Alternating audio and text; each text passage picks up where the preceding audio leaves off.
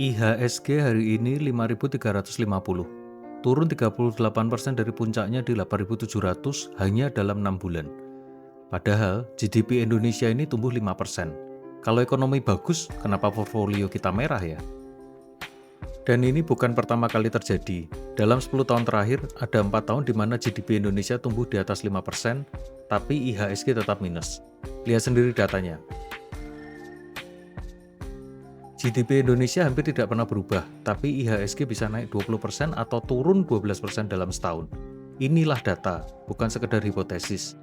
Yuk, mari kita bedah. Karena GDP dan pasar saham mengukur hal yang berbeda. GDP mengukur seluruh aktivitas ekonomi Indonesia. Petani, UMKM, warung makan, semua masuk hitungan. Tapi mereka tidak listing di bursa. Sedangkan IHSG hanya mencerminkan ekspektasi laba perusahaan publik dan harganya ditentukan oleh investor, bukan oleh seberapa ramai ekonomi di luar sana. Lalu, apa yang benar-benar menggerakkan IHSG? Data 2025 sampai 2026 menjawabnya. Investor asing pegang hampir 42% saham di IHSG. Sejak awal 2025, mereka sudah net sell lebih dari 90 triliun rupiah.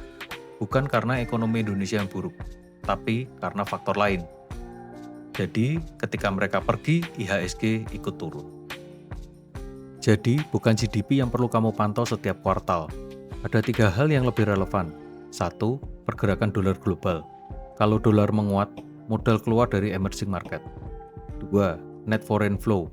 IDX publish ini setiap bulan, gratis bisa diakses siapa saja. 3. Arah suku bunga Fed. Bukan BI, tapi Fed yang menentukan kemana modal global bergerak. GDP adalah laporan apa yang sudah terjadi, sedangkan pasar saham adalah taruhan tentang apa yang akan terjadi. Dua hal yang berbeda dan sering tidak sejalan. GDP bagus bukan berarti saham naik.